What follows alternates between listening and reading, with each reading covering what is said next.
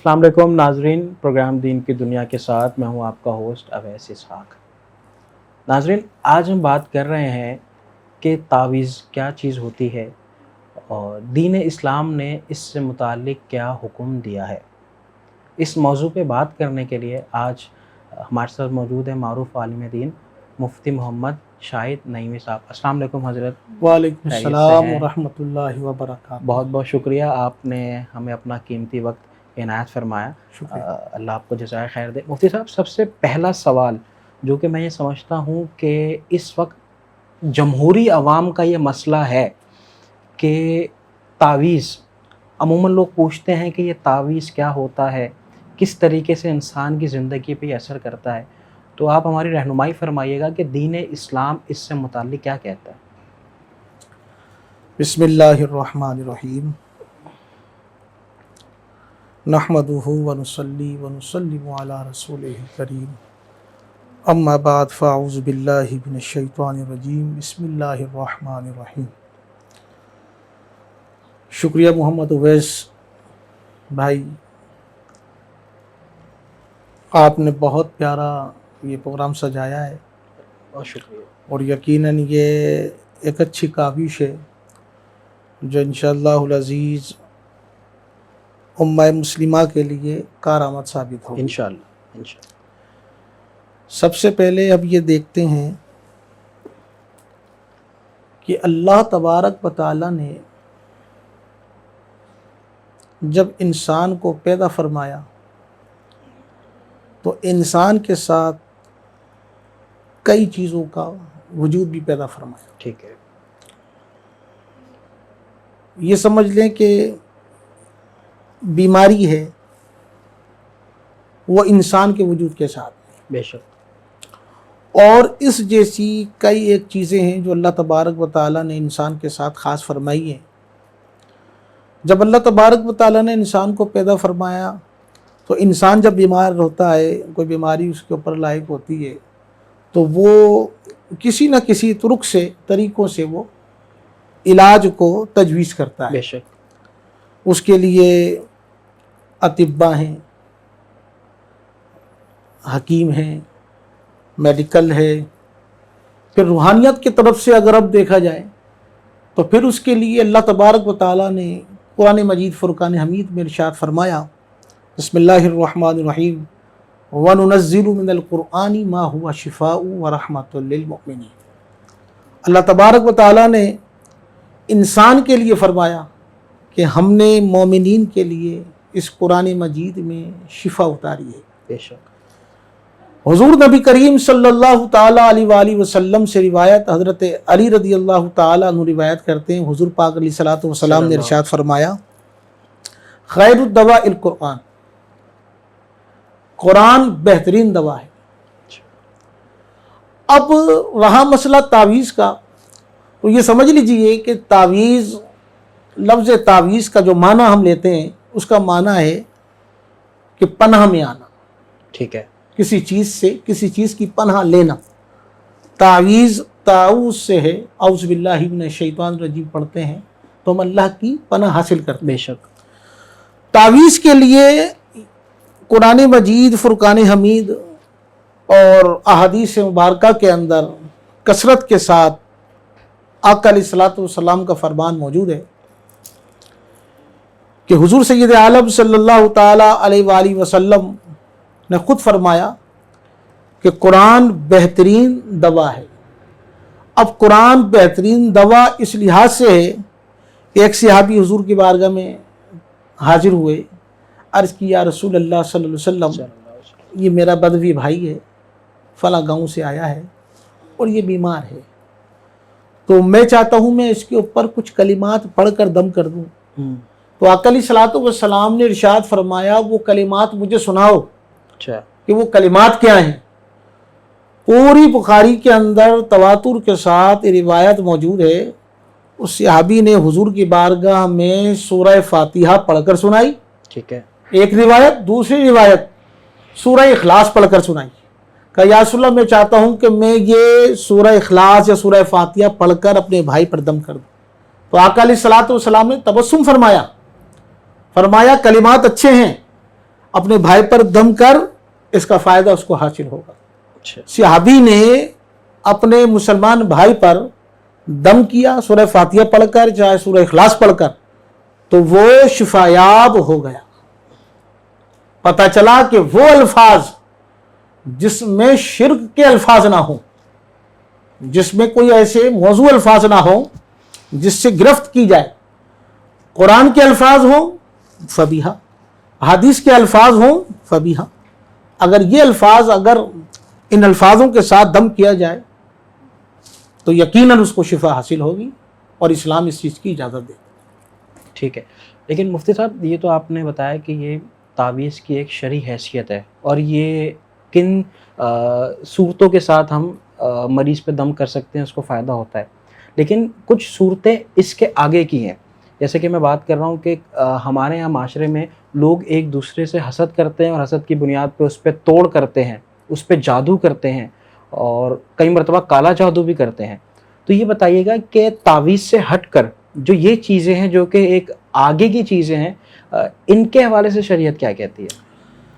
اگر ہم اس کے نیگیٹو کی طرف جاتے ہیں تو آقا علیہ الصلوۃ والسلام نے فرمایا کہ کامل مومن تو وہی ہے جو اپنے لیے پسند کرے، اپنے مسلمان بھائی کے لیے پسند وہی پسند کرے، بالکل، اس کے کامل ایمان ہونے کی علامت ہے۔ بے شک۔ اور جس مسلمان نے اپنے مسلمان بھائی کو تنگ کیا، پریشان کیا، اس کا برا چاہا، احادیث میں وہ الفاظ ہی ملتے ہیں کہ اس نے اپنے لیے دوزخ کے اندر گڑھا تیار کر۔ اللہ، اب رہا مسئلہ جو عملیات کے حوالے سے، جادو کروا دیا، سفلی کروا دیا، کالا علم کروا دیا، یہ سب ایک ہی ہے۔ اچھا، یہ کیسے نام الگ الگ ہیں؟ نام ان کے الگ الگ ہیں، بتائیے گا۔ نام جیسے پانی کی بوتل ہے، جی منرل واٹر ہے، جی۔ کمپنیز الگ الگ، اچھا، پانی ایک ہے، پانی ہے کیا؟ کمپنیز کے نام الگ الگ ہیں، جادو ایک ہے، نام الگ الگ ہے۔ اچھا، یہ سفلی ہے، یہ کالا علم ہے، یہ جادو ہے، یہ منتر ہے، یہ فلاں ہے، یہ فلاں ہے، یہ فلاں ہے۔ لہٰذا جادو ایک ہی ہے، ٹھیک ہے، چاہے وہ کالا جادو کہیں آپ، چاہے اسے سفلی کہیں آپ، یا اسے جناب بن جادو کہیں آپ، سب یا عملیات میں آ رہے کہیں ہیں۔ یا عملی، سب عملیات کے اندر آ گئی ہیں۔ ٹھیک ہے، اگر کسی نے اپنے مسلمان بھائی کو برا کرنے کے لیے، برا چاہنے کے لیے اس پر عمل کیا یا عمل کروایا، جی۔ تو آقا علیہ السلام فرماتے ہیں ایسا شخص اپنے لیے دوزخ میں گھڑا تیار کر۔ تو حضرت یہ اب سوال یہاں سے پیدا ہوتا ہے کہ ایسے کون سے لوگ ہیں جن کے پاس لوگ جاتے ہیں اور وہ اس کے کہنے پہ فلاں انسان پہ عملیات کر دیتے ہیں؟ سب سے پہلے تو یہ چیز ڈائگنوز ہونی چاہیے نا کہ ایسے ہمارے معاشرے میں ایسے کون سے لوگ ہیں جو چند پیسوں کی عوض یہ کام کر لیتے ہیں؟ بڑی پیاری بات پوچھی آپ نے۔ دیکھیں، آپ بھی معاشرے کا ایک حصہ ہے، میں بھی ایک حصہ ہوں، اچھے برے کا نہیں۔ آج کل جو دور نکل چکا ہے، جو وقت ہمارے سامنے موجود ہے، وقت تو یقیناً دور تو وہی ہے جو آقا علیہ السلام کا ہے۔ کچھ ایسے برے عناصر لوگ پیدا ہو چکے ہیں معاشرے کے اندر جو چیز اچھی چیز کا فائدہ کم اٹھاتے ہیں اور برا فائدہ زیادہ اٹھاتے ہیں۔ برے سے مراد یہ ہے کہ مثال کے طور پہ سورہ اخلاص ہے، جی، اگر میں اس کو اچھائی کے لیے پڑھوں گا، ثواب کی نیت سے پڑھوں گا، اللہ کے انعام و اکرامات کے لیے پڑھوں گا، تو یہ مجھے فائدہ دیں۔ اگر میں اچھی نیت کے لیے پڑھوں گا تو یہ قرآن مجھے اس کا اثر دکھائے گا، قرآن کا اثر مجھ پر ظاہر ہوگا۔ اگر یہی صورتیں میں توبہ نعوذ باللہ من ذالک، نقل کفر نباشت، میں اگر غلط مقصد کے لیے اس قرآن کو استعمال کروں، غلط کام کے لیے میں اس قرآن کا سہارا لوں، تو بتائیے شریعت کے اندر کیا گنجائش ہے کہ اللہ مجھے بخشے گا؟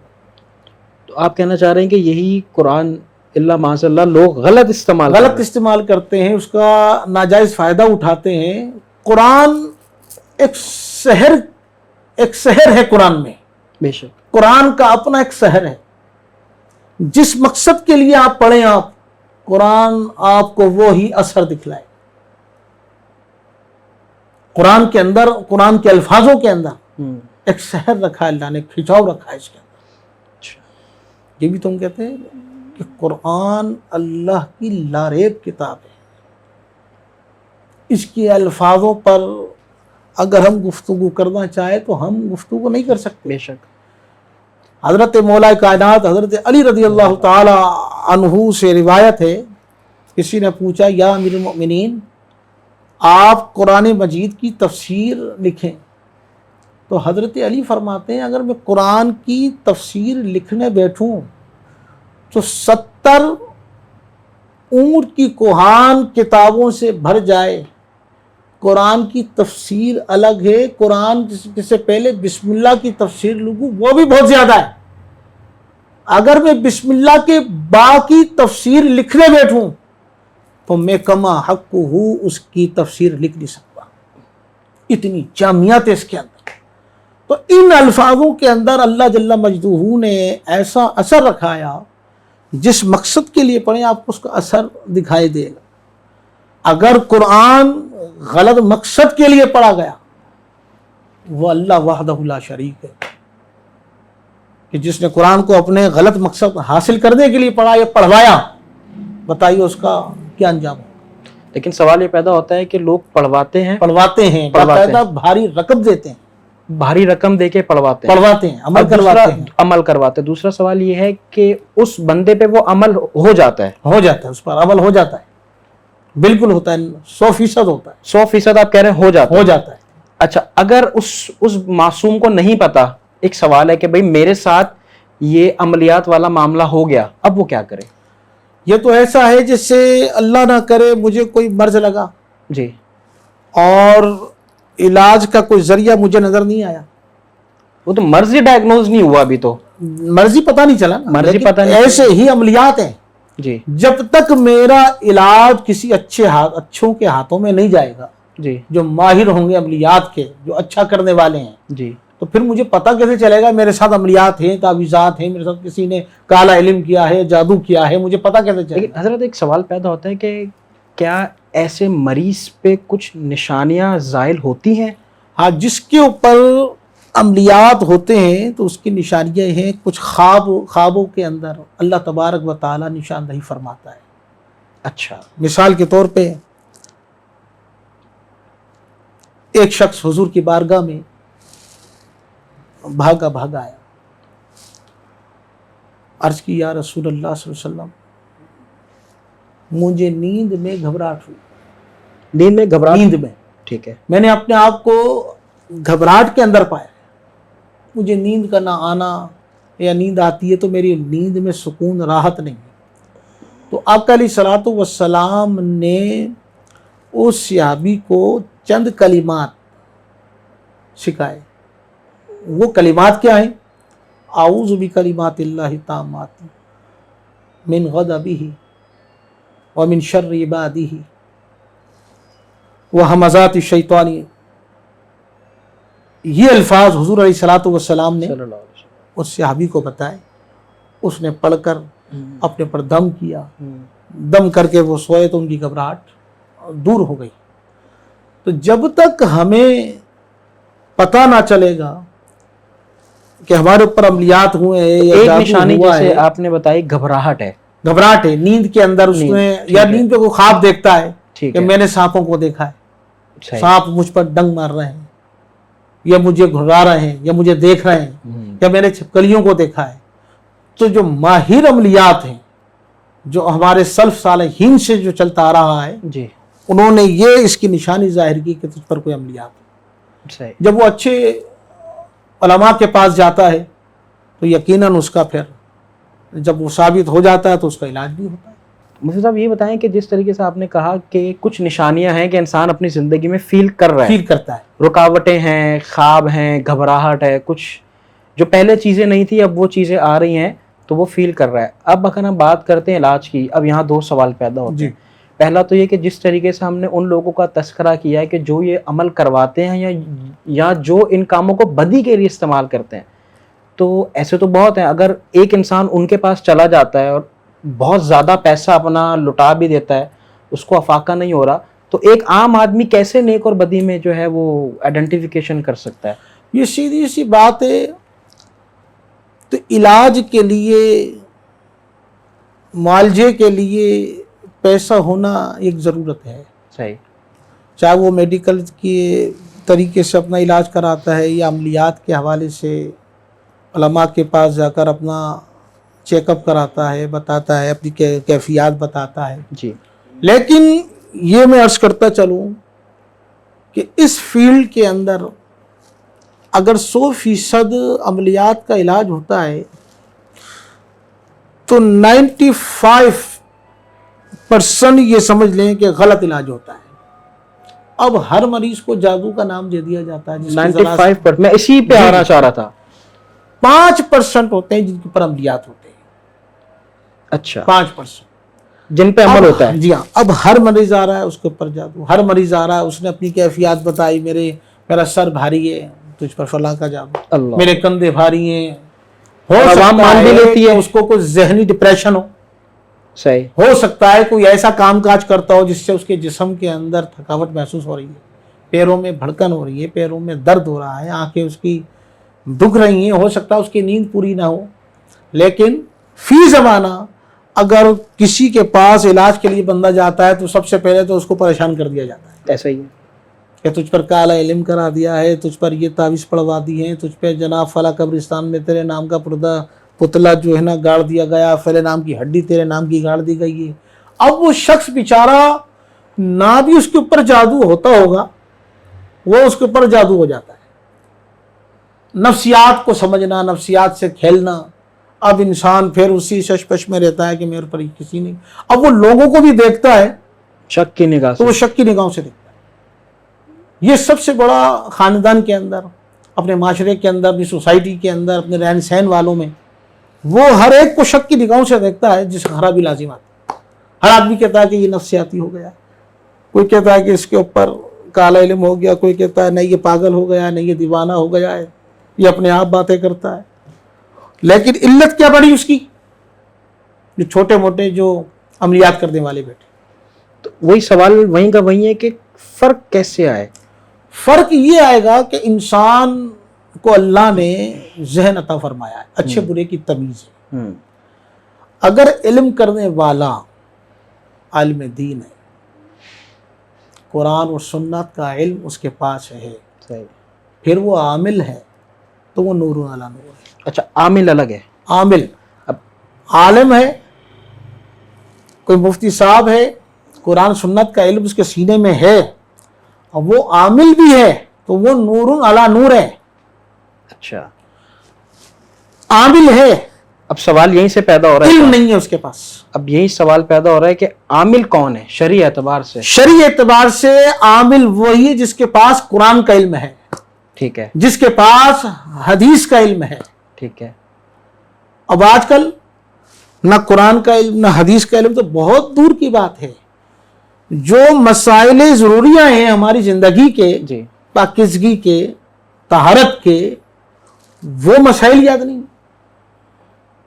اور ایسوں سے ہم علاج کرائیں ایسے گے. سے ہم علاج کرا. دعوے ان کے بڑے بڑے ہوتے ہیں کہ بابا بڑے پہنچے ہوئے ہیں، پھر ہم کہتے ہیں کہ واقعی پہنچے ہوئے ہیں. تو اللہ نے جگہ تو بنائی ہے. اب شریعت سے اس کا دور دور تک کوئی تعلق نظر نہیں آ رہا بظاہر. جی، ہم جب مسجد میں جاتے ہیں نماز پڑھنے کے لیے تو ہماری نظر امام کے اوپر پڑتی ہے. امام کو جب ہم دیکھتے ہیں کہ اس کے چہرے پہ شریعت کے مطابق داڑھی ہے اور لباس اس نے سنت کے مطابق پہنا ہوا ہے، سر پر عمامہ شریف ہے، ہم کہتے ہیں کہ یہ مصلی کا حقدار ہے، بے شک، یہ نماز کا حقدار ہے، اس کے پیچھے نماز پڑھی جائے. ایک شخص ہے چہرے پہ اس کے داڑھی نہیں ہے، وہ مصلی پہ کھڑا ہو جاتا ہے تو آپ کا دل گوارا کرے گا کہ میں اس کے پیچھے نماز پڑھوں؟ بالکل بھی نہیں کرے گا. پھر لوگ یہاں پر آ کے اپنی آنکھیں کیوں بند کر لیتے؟ وہ علاج کے لیے وہ علم جو قرآن اور سنت سے نکلا ہوا ہے. اب دم اور تعویذ دو چیزیں آ رہی ہیں دیکھیں. جی، دم کیا ہے، تعویذ کیا ہے. بعض لوگ کہتے ہیں کہ دم میں فرق کیا ہے اور تعویذ میں فرق کیا ہے، یہ الگ الگ چیزیں ہیں. ہم کہتے ہیں اس میں وہی فرق ہے جو کتاب اللہ میں ہے اور کتاب الہی میں، کلام الہی میں. اچھا، کلام الہی وہ ہے جو پڑھا جاتا ہے، اور کتاب اللہ وہ ہے جو لکھا جاتا ہے. لکھا جاتا جب انسان نجس ہو جاتا ہے تو وہ اپنی زبان سے بھی کلام اللہ کتاب اللہ نہیں پڑھ سکتا.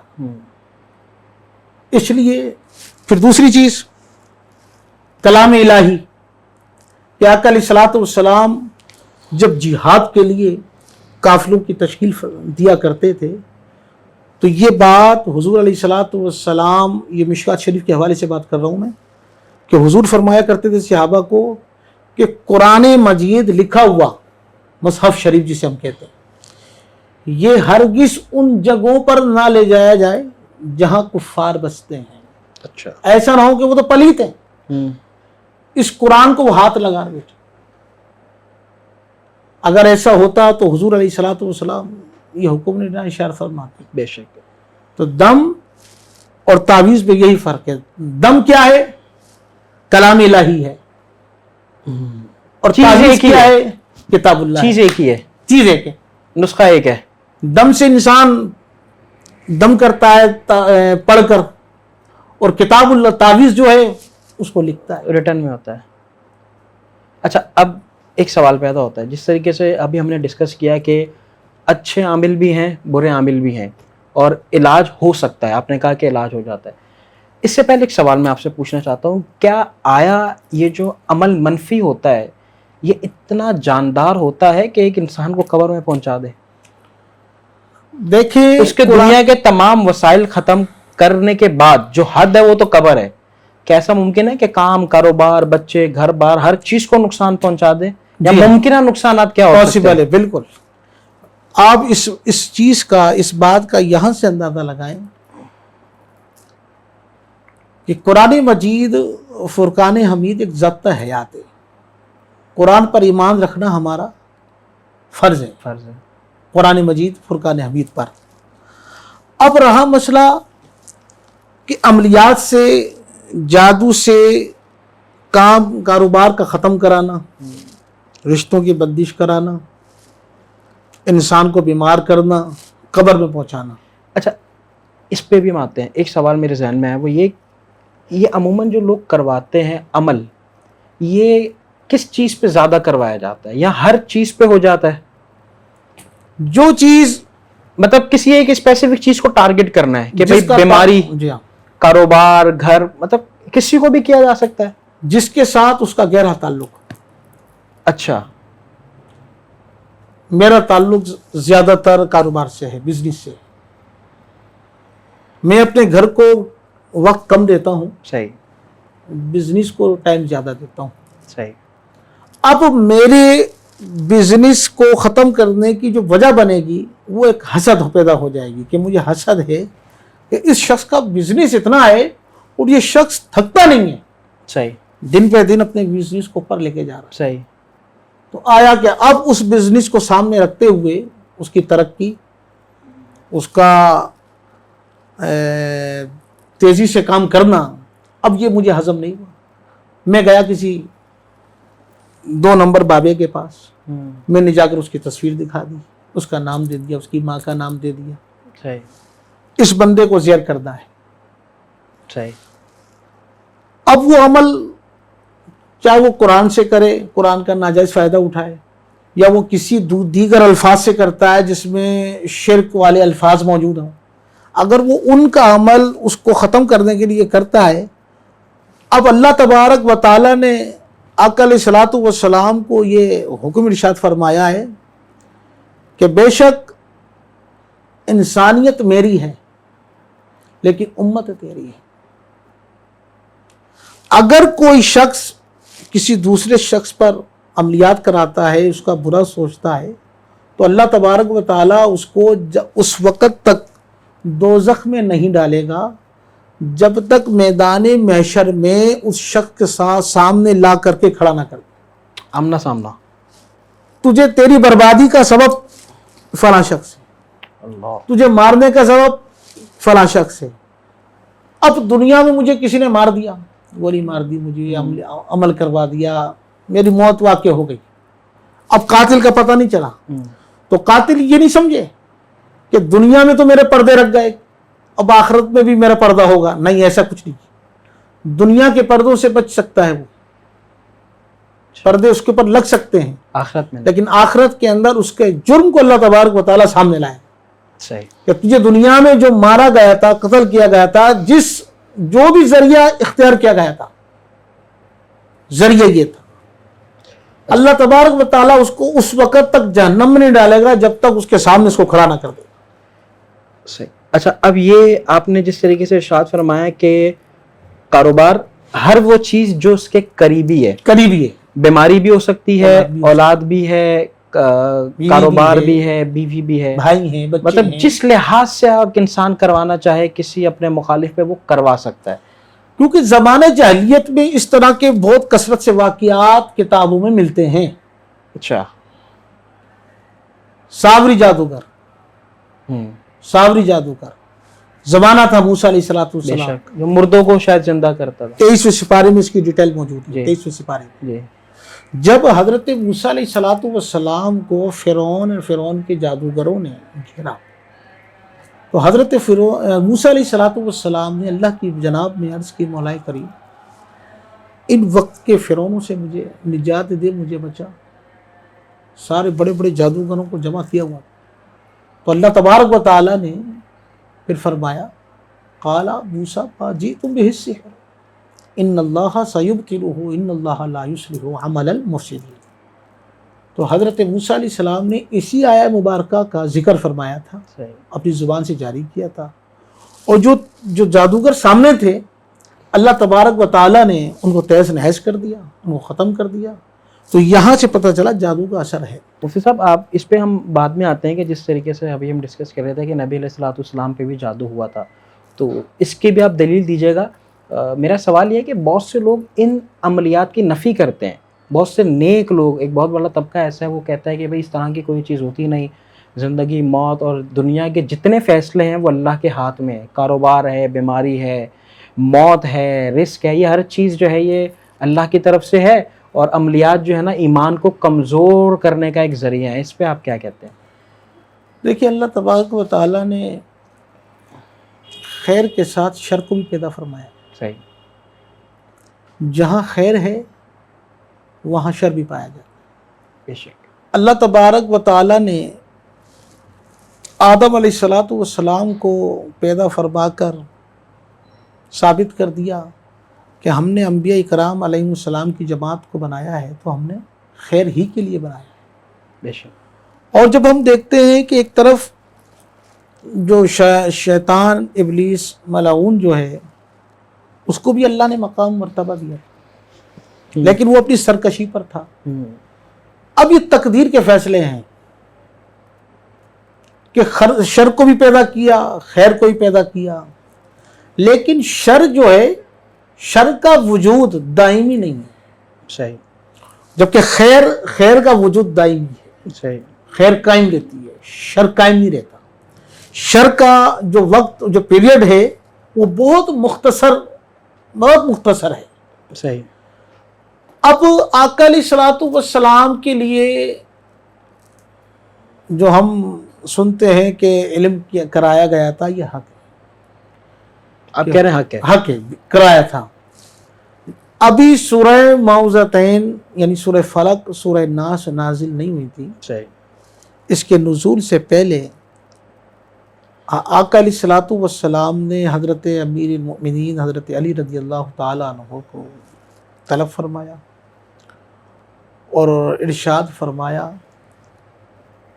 کہ فلاں جگہ فلاں بستی کی نشاندہی کی، فلاں جگہ پر جا کر ایک کنواں ہے، اس کنویں میں اتنے فٹ اترنا، زمین کھودنا، جو شے نکلے اس کو میرے پاس لے کر. حضرت علی رضی اللہ تعالیٰ عنہ اس مقام پر پہنچتے ہیں، کنواں پاتے ہیں، اس کنویں میں اترتے ہیں، پانی نہیں ہے، اس کو زمین کو کھودتے ہیں، کھود کر جو شے نکلتی ہے وہ حضور کی بارگاہ میں لے کر پہنچتے ہیں. ادھر سے حضرت جبریل امین کا نزول ہوتا ہے، اللہ کی بارگاہ سے سلام آتا ہے کہ یا رسول اللہ صلی اللہ علیہ وسلم، اللہ تبارک و تعالی نے آپ کی ذات پر سلام بھیجا ہے، اور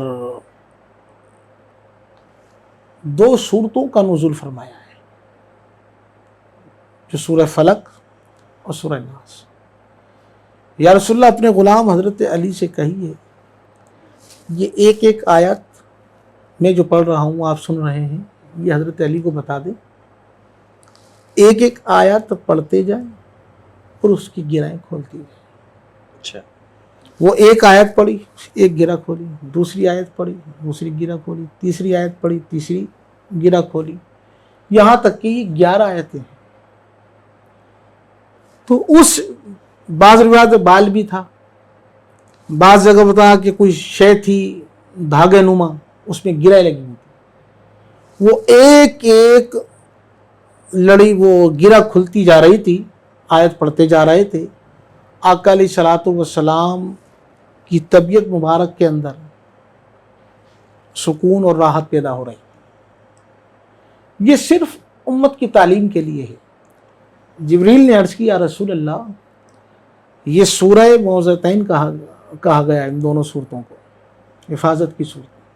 جب آپ اپنے بستر مبارک پر رات کو آرام فرمانے آئیں تو ان دونوں صورتوں کو پڑھ کر اپنے بستر پہ دم کریں، اپنے جسم پہ دم کریں، رات بھر آپ کی حفاظت رہے گی جنوں سے، شیاطین سے، جو ایسے عمل کرنے والے ہیں ان سے محفوظ رہیں گے۔ اچھا، خطاب یقیناً حضور کو تھا، تعلیم امت کو تو بے شک یقیناً۔ یہاں سے اس بات کی وضاحت ہمیں ملتی ہے کہ شر ہے لیکن شر دائمی نہیں۔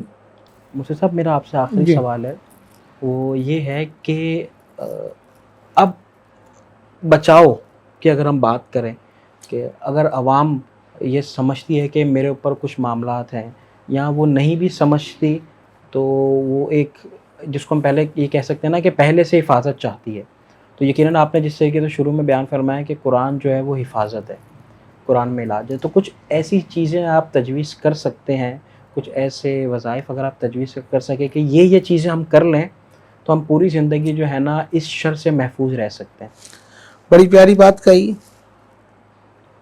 دیکھیں انسان کو اللہ تبارک و تعالیٰ نے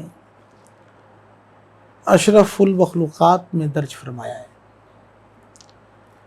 ایک بندہ مومن کے لیے اتنا کافی نہیں ہے کہ حضور کے لائے ہوئے دین اور آپ کی شریعت کے مطابق اپنی زندگی گزارے۔ قرآن مجید فرقان حمید رکھنے کی چیز نہیں ہے، یہ پڑھنے کی چیز ہے۔ اس کو اپنی زندگی میں رائج کریں۔ 6666 آیتوں کا یہ ذخیرہ ہے، یہ ہر گھر میں موجود ہے، لیکن بدقسمتی سے ہم نے اس کو برکت کے لیے رکھا۔ قرآن برکت کے لیے نہیں ہے، قرآن پڑھنے کے لیے ہے، قرآن سمجھنے کے لیے ہے۔ بے شک۔ سورہ فاتحہ ہے، میں 10 سال سے نماز مسجد میں پڑھنے جا رہا ہوں، مجھے آج سورہ فاتحہ کا ترجمہ نہیں، مجھے پتہ نہیں ہے کہ اللہ تبارک و تعالیٰ اس میں کیا رہا ہے۔ اور سورہ فاتحہ کا آپ ترجمہ پڑھ کر دیکھیں، آپ کو ایک ایک لفظ نظر آئے، اس کی تفسیر میں جائیں کہ سورہ فاتحہ انسانی زندگی میں کتنا اثر رکھتی ہے۔ آپ کھانا کھاتے ہیں، پانی پیتے ہیں، ایون کہ جو بھی چیز ہمارے روٹین میں شامل ہے، اگر ہم اس قرآن کو اپنے لیے ذریعہ نجات بنا لیں، ذریعہ شفا بنا لیں، تو میں سمجھتا ہوں کہ ہمیں پریشان ہونے کی ضرورت ہے۔ اب میں ٹھیک سے نماز بھی نہ پڑھوں، ٹھیک سے میں شریعت کے تقاضے بھی پورے نہ کروں، تو بتائیے یہ جو زمانے کی جو شرارت ہے مجھ پر نہیں اٹیک کرے گی تو کس پر کرے گی؟ میں بچنا بھی چاہتا ہوں کہ میں ان تعویذات سے، عملیات سے اللہ مجھے بچائے، تو یقیناً اس میں جو بچت ہے وہ اللہ کے قرآن کے ذریعے تو ہے۔ قرآن میں نے پڑھا ہے لیکن مجھے پتہ ہی نہیں میں نے کب قرآن کھولا ہے، تو قرآن کو اپنی زندگی میں رائج، یہ پہلی تجویز پہلی تجویز ہے۔ قرآن کو اپنی زندگی میں نافذ کرے اپنے اوپر کہ میں نے قرآن کا اتنا اتنا حصہ پڑھنا ہے. قرآن کے ہر لفظ میں اللہ نے شفا رکھا. اس کے لیے یقین کامل ہونا چاہیے. بے شک. اور یقین کامل کے بغیر دوا بھی کھا لو وہ دوا بھی آپ کو شفا نہیں دے سکتی. بے شک. اثر اور شفا رب بن جانب اللہ ہے. اللہ قرآن مجید فرماتا ہے وَإِذَا مَرِضْتُ فَهُوَ يَشْفِينِ. جب میں بیمار ہوتا ہوں بس وہی مجھے شفا دیتا ہے. بے شک. ڈاکٹر، حکیم، عملیات کرنے والے یہ ہیں، یہ ظاہری مددگار ہیں، ظاہری شفا یاب کی جگہ ہیں. حقیقی شفا اللہ دیتا ہے. بے شک. یہ یوں کہہ لیجئے کہ ظاہر میں ڈاکٹر ہے، باطن میں اللہ ہے. تو پہلی تجویز آپ نے فرمائی کہ قرآن اپنی زندگی میں نافذ کیجیے. ٹھیک ہے. اسی طریقے سے جو عوامل ہیں ہمارے، جی. جو شریعت کے تقاضے، 5 وقت کی نماز ہے، ٹھیک ہے. ہر وقت باوضو رہنے کا کتنا پیارا انمول تحفہ ہے. یہ ہمیں شر سے بچائے گا. حضور سید عالم صلی اللہ علیہ وسلم نے فرمایا کہ اپنے آپ کو پاک رکھنا ہے تو باوضو رہو. صحیح. اور باوضو رہنے کے کتنے فائدے ہیں، احادیث میں بہت اس کے فائدے درج ہیں. بے شک. رزق بڑھتا ہے، انسان کی صحت اچھی ہوتی ہے، آنے والی بیماریوں سے بچاؤ ہے، جو موجودہ بیماریاں ہیں اس کا وہ بھی اس سے زائل ہوتی ہیں، دور ہوتی ہیں. اپنے آپ کو پاک صاف رکھیں انسان. ہم ظاہر تو صاف رکھتے ہیں، ہمیں اپنا باطن بھی پاک رکھنا چاہیے. بے شک.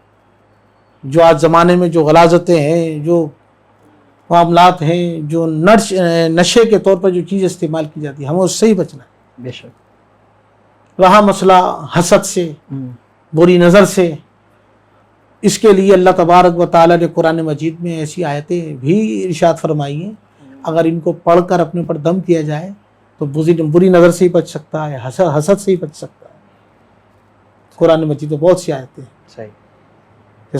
سورہ زمر کی آیت مبارک معروف ہے. اس میں جب کسی کو نظر لگی ہو یا نظر سے بچنے کے لیے تو اس آیت کو اپنے آپ پر 3 بار پڑھ کر دم کر لے. وَإِن يَكَادُ الَّذِينَ كَفَرُوا لَيُزْلِقُونَكَ بِأَبْصَارِهِمْ لَمَّا سَمِعُوا الذِّكْرَ وَيَقُولُونَ إِنَّهُ لَمَجْنُونٌ وَمَا هُوَ إِلَّا ذِكْرٌ لِلْعَالَمِينَ. اس کو پڑھ کر اپنے پر دم بھی کرے اور اپنے بچوں پر بھی دم کرے، چلتا پھرتا، گھر والوں پر دم کرے، چلتا پھرتا پڑھ سکتا ہے. اچھا ٹھیک ہے. یقیناً بچاؤ کے راستے ہیں صحیح. ہمارے شریعت، ہماری سنت، ہمارے دین کے اندر. ٹھیک ہے. بہت بہت شکریہ مفتی صاحب، آپ نے وقت نکالا اور یہ جو عوامی مسائل ہیں ان پہ آپ نے بہت اچھی نشاندہی کی ہے، اس کا علاج بھی بتایا ہے. اللہ آپ کو جزائے خیر عطا فرمائے. ناظرین، اسی کے ساتھ اپنے میزبان اویسی صاحب کو دیجیے اجازت. آپ سے ملاقات ہوتی ہے بہت جلد. اللہ حافظ. تازہ ترین خبریں، تحقیقاتی رپورٹس اور اسٹاک مارکیٹ کے حالات، کھیلوں کی خبریں، شوبز اور سوشل میڈیا ٹرینڈز، صرف ایک کلک کی دوری پر. MM نیوز کی اپلیکیشن ڈاؤن لوڈ کریں اور باخبر رہیں.